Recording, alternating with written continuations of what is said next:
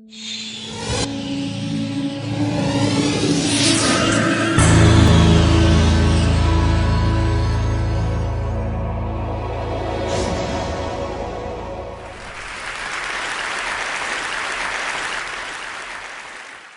morning.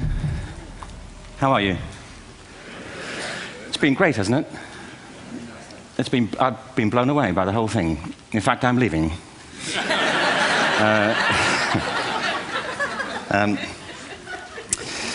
There have been three themes, haven't there, running through the conference, which are relevant to what I want to talk about. One is the extraordinary evidence of human creativity in all of the presentations that we've had and in all the people here. Just the variety of it and the range of it. The second is that it's put us in a place where we have no idea what's going to happen in terms of the future. No idea how this may play out. I have an interest in education. Actually, what I find is everybody has an interest in education. Don't you? I find this very interesting. If you're at a dinner party and you say you work in education, actually, you're not often at dinner parties, frankly, if you work in education. You're not asked, and you're never asked back, curiously. That's I think that strikes me. But if you are, and you say to somebody, they say, what do you do? And you say, you work in education, you can see the blood run from their face. They think, oh my God, why me? It's my one night out all week. But if you ask people about their education, they pin you to the wall. Because it's one of those things that goes deep with people. Am I right? Like religion and money and other things. So I have a big interest in education, and I think we all do. We have a huge vested interest in it, partly because it's education that's meant to take us into this future that we can't grasp. If you think of it, children starting school this year will be retiring in 2065. Nobody has a clue, despite all the expertise that's been on parade for the past 4 days, what the world will look like in 5 years' time. And yet we're meant to be educating them for it. So the unpredictability, I think, is extraordinary. And the third part of this is that we've all agreed, nonetheless, on the really extraordinary capacities that children have, their capacities for innovation. I mean, Serena last night was a marvel, wasn't she? Just seeing what she could do. And she's exceptional, but I think she's not, so to speak, exceptional in the whole of childhood. What you have there is a person of extraordinary dedication who found a talent. And my contention is all kids have tremendous talents, and we squander them pretty ruthlessly.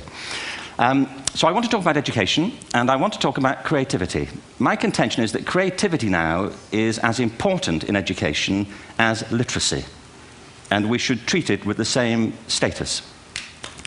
Thank you.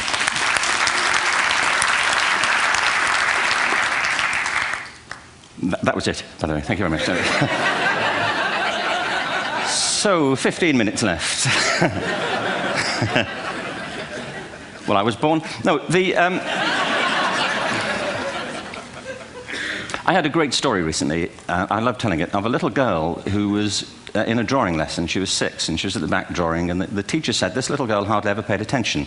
And in this drawing lesson, she did. And the teacher was fascinated. She went over to her and she said, what are you drawing? And the girl said, I'm drawing a picture of God. And the teacher said, but nobody knows what God looks like. And the girl said, they will in a minute.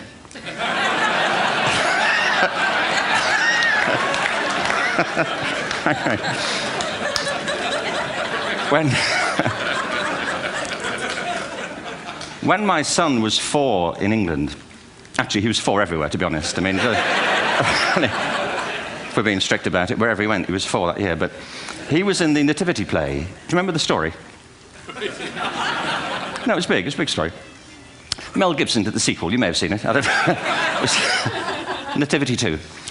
But James got the part of Joseph, which we were thrilled about. We consider this to be one of the lead parts. We had the place crammed full of agents in T-shirts, James Robinson is Joseph. He didn't have to speak, but you know the bit where the 3 kings come in?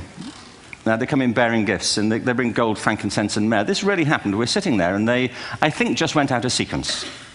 Because we talked to the little boy afterwards and said, are you okay with that? And he said, yeah, why was that wrong? They just switched, I think that was it. Anyway, the three boys came in, little 4-year-olds with tea towels on their heads, and they put these boxes down. The first boy said, "I bring you gold." And the second boy said, "I bring you mare." And the third boy said, "Frank sent this."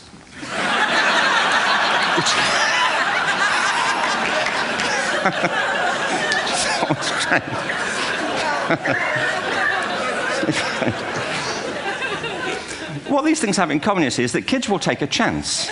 If they don't know, they'll have a go. Am I right? They're not frightened of being wrong. Now, I don't mean to say that being wrong is the same thing as being creative.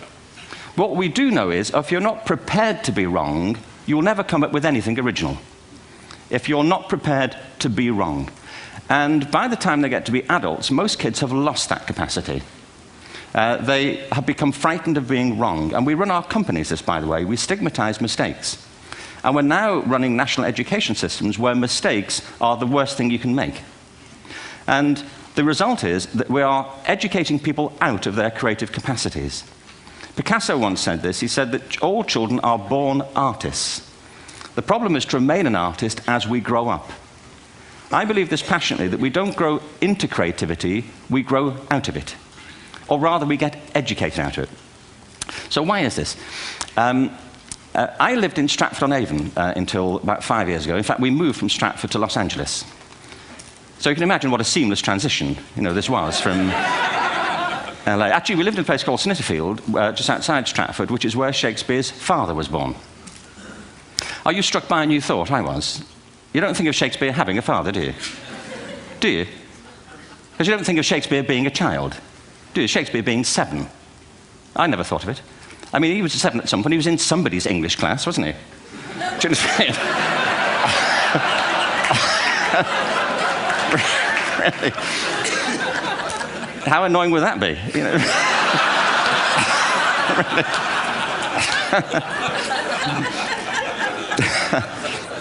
Must try harder. Being sent to bed by his dad to Shakespeare. Go to bed now, to William Shakespeare, and put the pencil down, and stop speaking like that. It's confusing everybody.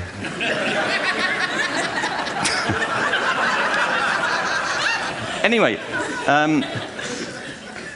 we moved from Stratford to Los Angeles, and I just want to say a word about the transition. Actually, my son didn't want to come. I've got 2 kids. He's 21 now, and my daughter's 16. He didn't want to come to Los Angeles. He loved it, but he had a girlfriend in England. This was the love of his life, Sarah. He'd known her for a month.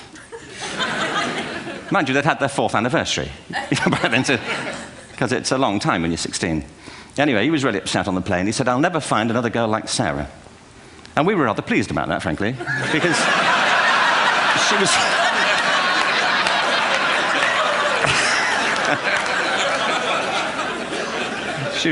she was the main reason we were leaving the country.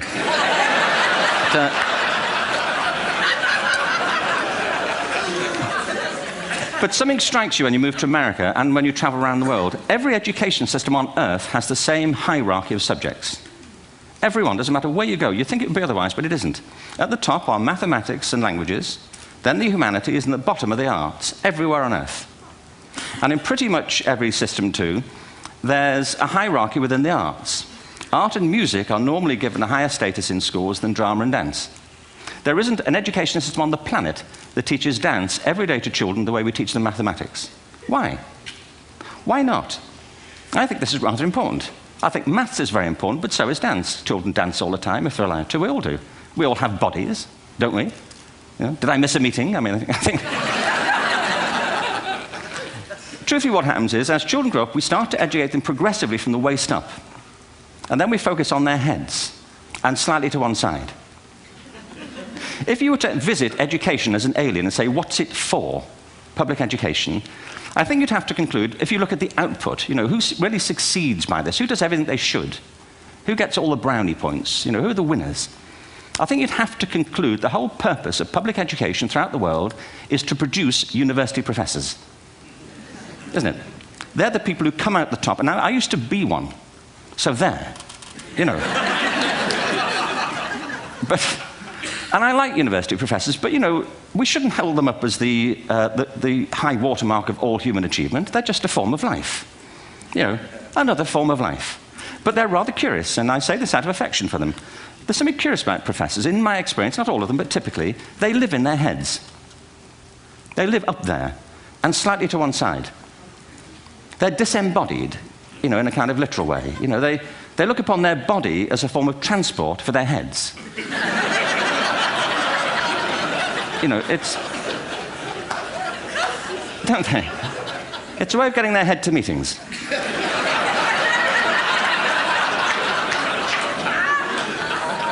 If you want real evidence of out-of-body experiences, by the way, get yourself along to a residential conference for senior academics and pop into the discotheque on the final night. And there you will see it. Grown men and women writhing uncontrollably off the beat. Waiting to end so they can go home and write a paper about it. Now, our education system is predicated on the idea of academic ability. And there's a reason. The whole system was invented around the world. There were no public systems of education really before the 19th century. They all came into being to meet the needs of industrialism. So the hierarchy is rooted on two ideas. Number one, that the most useful subjects for work are at the top. So you were probably steered benignly away from things at school when you were a kid, things you liked, on the ground you would never get a job doing that. Is that right? Don't do music, you're not going to be a musician. Don't do art, you won't be an artist. Benign advice. Now, profoundly mistaken. The whole world is engulfed in a revolution.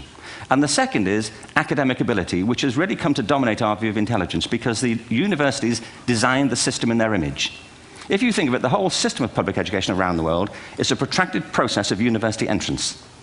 And the consequence is that many highly talented, brilliant, creative people think they're not, because the thing they were good at school wasn't valued or was actually stigmatized. And I think we can't afford to go on that way. In the next 30 years, according to UNESCO, more people worldwide will be graduating through education than since the beginning of history. More people. And it's the combination of all the things we've talked about, technology and its transformational effect on work, and demography and the huge explosion in population. Suddenly, degrees aren't worth anything. Isn't that true? When I was a student, if you had a degree, you had a job. If you didn't have a job, it's because you didn't want one. And I didn't want one, frankly. So,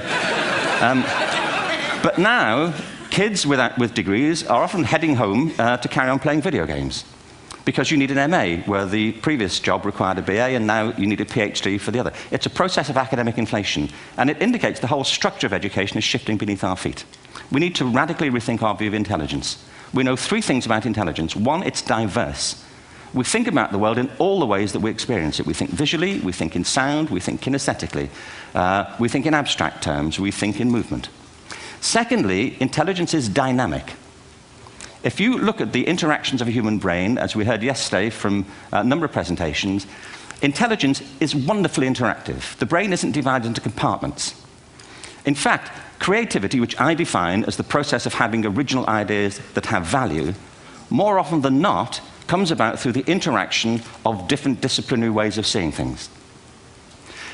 The brain is intentionally... By the way, there's a shaft of nerves that joins the two halves of the brain called the corpus callosum. It's thicker in women. Following on from Helen yesterday, I think this is probably why women are better at multitasking. Because you are, aren't you? There's a raft of research, but I know it from my personal life. If my wife is cooking a meal at home, which is not often, thankfully, but, you know, if she's doing... No, she's good at some things. But if she's cooking, you know, she's dealing with people on the phone, she's talking to the kids, she's painting the ceiling, you know, she's doing open-heart surgery over here. If I'm cooking, the door is shut, the kids are out, the phone's on the hook. If she comes in, I get annoyed. I say, Terry, please, I'm trying to fry an egg in here. You know, really.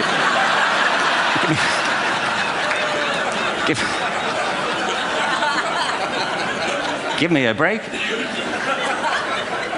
Actually, there was, do you know that old philosophical thing? If a tree falls in a forest and nobody hears it, did it happen? Remember that old chestnut?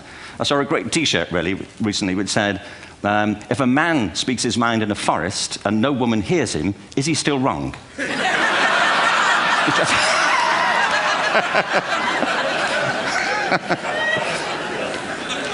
And the third thing about intelligence is it's distinct. I'm doing a new book at the moment called Epiphany, which is based on a series of interviews with people about how they discovered their talent. I'm fascinated by how people got to be there. It's really prompted by a conversation I had with a wonderful woman who most people have never heard of. She's called Gillian Lynn. Have you heard of her? Some have. She's a choreographer, and everybody knows her work. She did Cats and Phantom of the Opera. She's wonderful. I used to be on the board of the Royal Ballet in England, as you can see. And anyway, Gillian and I had lunch one day. I said, how'd you get to be a dancer? And she said it was interesting. When she was at school, she was really hopeless. And the school in the 30s wrote to her parents and said, we think Gillian has a learning disorder. She couldn't concentrate, she was fidgeting. I think now they'd say she had ADHD. Wouldn't you? But this was the 1930s, and ADHD hadn't been invented, at this point, so it wasn't an available condition. People weren't aware they could have that. Anyway, she went to see this specialist. So this oak-panelled room, and she was there with her mother, and she was led and sat on this chair at the end, and she sat on her hands for 20 minutes while this man talked to her mother about all the problems Gillian was having at school. And at the end of it, because she was disturbing people, her homework was always late and so on, little kid of 8, in the end, the doctor went and sat next to Gillian and said, Gillian, I've listened to all these things that your mother's told me. I need to speak to her privately. So he said, wait here, we'll be back. We won't be very long. And they went and left her. But as they went out the room, he turned on the radio that was sitting on his desk. And when they got out the room, he said to her mother, just stand and watch her. And the minute they left the room, she said she was on her feet, moving to the music. And they watched for a few minutes, and he turned to her mother, and he said, Mrs. Lynn, Gillian isn't sick. She's a dancer. Take her to a dance school. I said, what happened? He said, she did. I can't tell you how wonderful it was. We walked in this room, and it was full of people like me. People who couldn't sit still. People who had to move to think. Who had to move to think. They did ballet, they did tap, they did jazz, they did modern, they did contemporary. She was eventually auditioned for the Royal Ballet School. She became a soloist. She had a wonderful career at the Royal Ballet. She eventually graduated from the Royal Ballet School, found her own company, the Gillian Dance Company, met Andrew Lloyd Webber. She's been responsible for some of the most successful musical theatre productions in history. She's given pleasure to millions, and she's a multi-millionaire. Somebody else might have put her on medication and told her to calm down. Now, I think...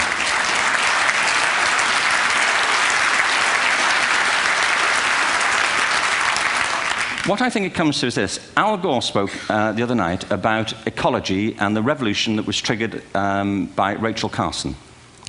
I believe our only hope for the future is to adopt a new conception of human ecology, one in which we start to reconstitute our conception of the richness of human capacity. Our education system has mined our minds in the way that we've strip-mined the earth for a particular commodity, and for the future, it won't serve us. We have to rethink the fundamental principles on which we're educating our children. There was a wonderful quote by Jonas Salk, who said, if all the insects were to disappear from the earth, within 50 years, all life on earth would end. If all human beings disappeared from the earth, within 50 years, all forms of life would flourish. And he's right. What TED celebrates is the gift of the human imagination. We have to be careful now that we use this gift wisely and that we avert some of the scenarios that we've talked about. And the only way we'll do it is by seeing our creative capacities for the richness they are and seeing our children for the hope that they are. And our task is to educate their whole being so they can face this future. By the way, we may not see this future, but they will. And our job is to help them make something of it. Thank you very much. Bravo. Hierher.